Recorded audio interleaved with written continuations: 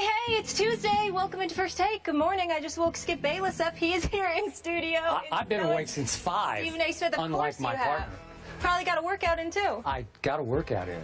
I'm jealous. I'm about to get in another one. Well, I will say Double this. session. I will say this. I was actually up at 5 this Were morning. you really? This morning. Well, I have to. It's a miracle. I have to make an announcement to our faithful viewers. Stephen A. Smith is in Bristol, Connecticut. Hey! My partner is here for the first time in, what is it, like 6 months? Well, you know, listen. We were gone on vacation for about 3 weeks. Yeah. You know, when they were airing tennis. We were forced off. We came back. Yeah. We were together in L.A. We were. And then I realized that, you know, even though you did miss me, I didn't feel the love, the appreciation enough from you. So I thought I'd stay away for an additional day. Oh, so you were. So now we miss him. Absence so makes the heart go Extra love. I'm in the house. I'm in the house. We're glad to have you both in the flesh. Coming up, the old ball coach, Steve Spurrier, he's in the house. And the Florida Gators' new head man, Jim McElwain, will be here. But first, on Sunday, Shaq sparked an interesting debate on Instagram, writing that an all-time Lakers squad of Shaq, Kobe, Baylor, Magic, and Kareem would beat the best 5 in Bulls history, including MJ, Scottie Pippen, Rodman, Grant, and D. Rose by 50 points. Pippen responded to the Big Diesel's comments with a throwback shot of himself and MJ, noting that together they won 6 championships, twice the amount he claimed while in LA, and the gloves were off after that. Stephen A., what's your take on all this Instagram beef?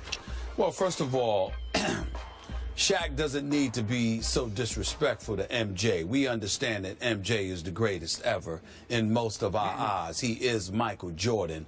And even if you're absolutely right, you don't need to be so flagrantly disrespectful. The Diesel is just flexing his muscles in this particular moment. MJ can't beat 5 people by himself, even though his greatness appears to have been capable of doing so on occasion throughout his NBA career. Pippen is no joke. Regardless of what my man Skip Bayless would say, he is an all-time 50 greatest player, considering what he did on both ends of the floor. I am a Scottie Pippen fan. But at the end of the day, when you talk about a Dennis Rodman, a Horace Grant, compared to an Elgin Baylor, a Kareem Abdul-Jabbar, whatever, I mean, come on now. There's just no question that whether it's Kareem, that sky hook, the most unstoppable move in the history of the game, Shaq and his dominance, you know, the second most dominant player of all time outside of Wilt Chamberlain in terms of his physical dominance, the greatness of Magic Johnson, Kobe. I mean, MJ, to me, just wouldn't have enough help offensively. So when I look at it from that perspective, clearly Shaq is right.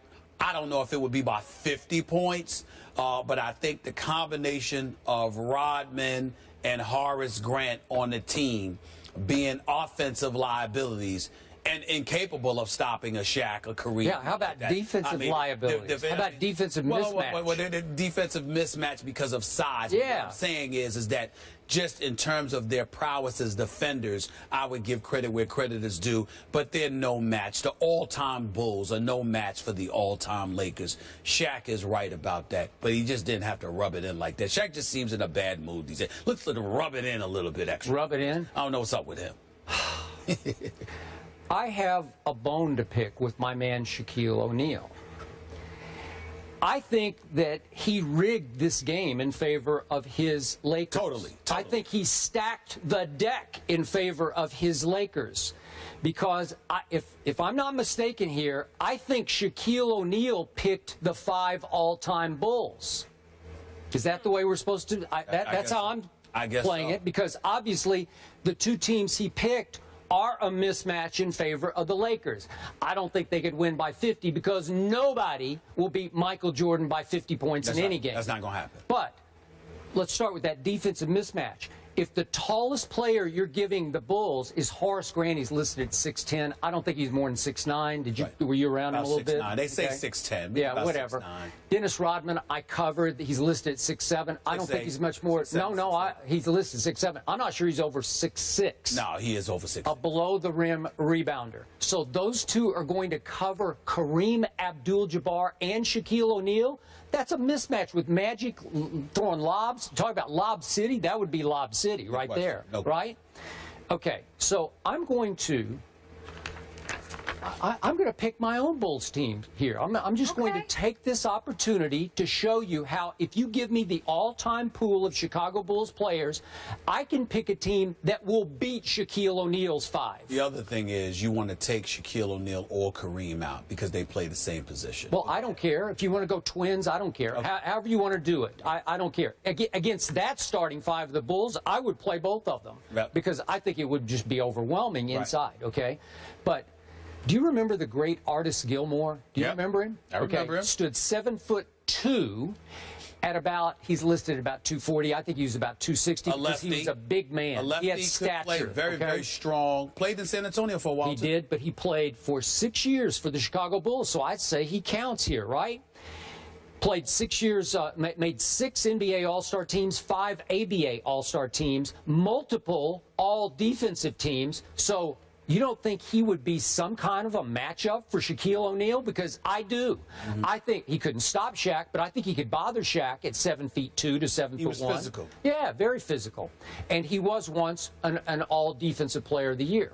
Now, let's move to Tyson Chandler, who is also a Bull, by the way, for 5 years. Does he not qualify as an all-time Bull at 7 feet 1 inches tall? So I'll take, You just said all-time Bull. You're going to bring up Tyson Chandler? Yeah, well, I can pick from the pool now. I'm trying to match up with this other team that Shaq has taken the liberty of picking, right? All right. Okay, Tyson Chandler, all Defensive Player of the Year. Was he not Defensive Player of the Year? Yeah, for the Knicks. I don't care who it's Defensive Player for. He was Defensive Player of the Year in the NBA. Yes. So he stands 7'1". You don't think that he could at least bother Kareem Abdul-Jabbar a little bit? I do. No. I do. Not Kareem. Okay, so you give me those two. I'll stick with Dennis Rodman, and I'll give you Scottie Pippen, because defensively, Scottie Pippen was really good. He's not an all-time top 50 player. He was made top 50 by Michael Jordan. But I will take Scottie Pippen defensively, and I will take Michael Jordan, and I will beat that all-time Lakers team. Because I got to tell you, Michael can match up with Kobe Bryant.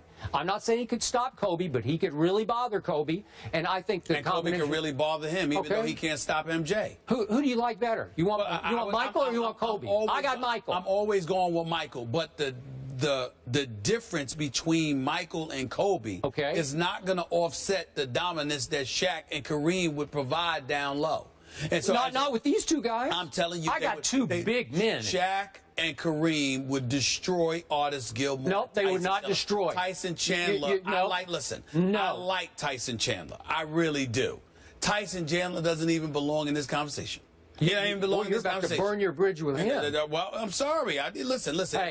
If I'm going to burn my bridge by talking about people's skill set that they put on display in front of millions, then damn it, napalm them. Because I'm going to tell the truth. Tyson Chandler, who I respect and like, does not belong in the same sentence as Shaquille O'Neal. Did he win an NBA championship? Yes, he did. He was on a team. You know what? So did Bill Wennington. So did Stacey King, Skip Bayless. So did Bill Cartwright. So did Luke Michael Jordan. Exactly. So don't give me that. Who was on the Dallas team? Don't give me that. Was Michael Jordan on the Mavericks team? Don't interrupt me when I'm talking. Don't give me these names just because they got a championship. You all know that it doesn't have just, a lot of people have a ring and they were passengers on a bus instead of drivers. So let's stop it. I'm matching up. Listen, you match up all you want to. All I'm telling you is I respect Tyson Chandler, especially in today's game.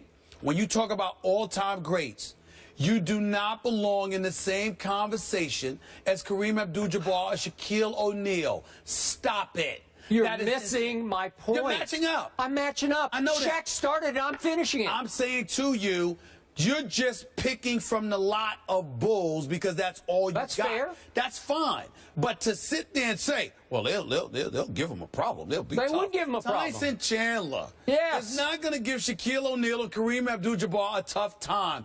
Artis Gilmore in his physicality could pose a problem in terms of him leaning on Kareem. But I recall him and Kareem playing through the same era, and you didn't hear much about Artis Gilmore when it came to going against Kareem Abdul-Jabbar. Kareem Abdul-Jabbar was on another level. And let's not get into the dominance of Shaquille O'Neal. The only reason why we don't sit there and put Shaquille O'Neal up as the most dominant force we have ever seen in NBA history is because Wilt Chamberlain was so dominant of a physical specimen compared to what he was going up against, even though Bill Russell won the 11 rings because he had a lot more help. The point that I'm trying to make to you is Shaquille O'Neal was the most dominant force of the modern day era and maybe the most dominant force we have ever seen in our lifetime. You don't take a conversation that he creates and says, well, I have a matchup for you and it's going to include Tyson Chandler. You just don't do that. What happened in the NBA Finals when the Bulls finally broke through and Scottie Pippen did take Magic Johnson? What happened? Well, Magic Johnson, who did Magic Johnson have? It wasn't Kareem Abdul-Jabbar and James Worthy and Byron Scott and Michael Cooper and all of those boys. Magic Johnson had Vlade Divac, if I remember correctly, and Lord knows who else. I mean, it wasn't the typical Showtime Lakers that the Bulls and Jordan beat. But Scottie did a very good job. He did an exceptional job. He did. On Magic. He did an exceptional job. But let's just put things in its proper perspective and understand that one has nothing to do with the other. That was not the Showtime Lakers that played in the finals against Michael Jordan. If and the Chicago team Bulls. I proposed played the team Shaq proposes from the Lakers, what would the score be? The team you proposed? Yeah. They'd lose by about 30, 35. 30 or 35? Are you kidding me? Yeah. Michael Jordan, with those two post players, and Rodman and Scottie would lose by 35? You are completely disrespecting by far the greatest player who ever walked on track. Michael Yes, Jordan. you are. I'm saying that when you give me Tyson Chandler with Artis Gilmore to offset Kareem Abdul-Jabbar and Shaquille O'Neal, you lose me. No. I know that Michael Jordan would do what he does, but you don't win. You don't win at all. Yes, I do. Michael Jordan would be by far the best player on the court. We need on the court. First Take is about engaging in realistic conversation. No, this is very realistic. So let's go. This is a little before your time kind of conversation. Before my time? Yes. What have you mentioned? I'm sorry, Tyson Chandler's before my time? Artis Gilmore's way before your time. Artis Gilmore's not before my time. How old are you? I'm 47. Are you lying about your age? I'm 47, and I grew up watching Artis Gilmore. I watched him when he was with the Spurs, as well as when he was with the Bulls, okay? I remember when Rod Thorne drafted Michael Jordan, for crying out loud. I remember when he played for Jacksonville in college. I remember when Portland was down 0-2 to Julius Erving and the Philadelphia 76ers and Bill Walton and Maurice Lucas and those boys, Lionel Hollins and those boys came back from an 0-2 deficit and won 4 straight in 1977. Yes, I do. I was watching, okay? I'm not deferring to your expertise on this one because of age, okay? I saw that. Artis Gilmore is to be respected. He could play. I like him a lot. Bob Lanier could play. He was another one. But Kareem was on another level. Sure he was. Period. Match up. Michael Jordan would finally take this game over. Oh, Lord. Kobe couldn't deal with it. Okay. You're wrong about that. Thank you. You're wrong about that. All right. Let's leave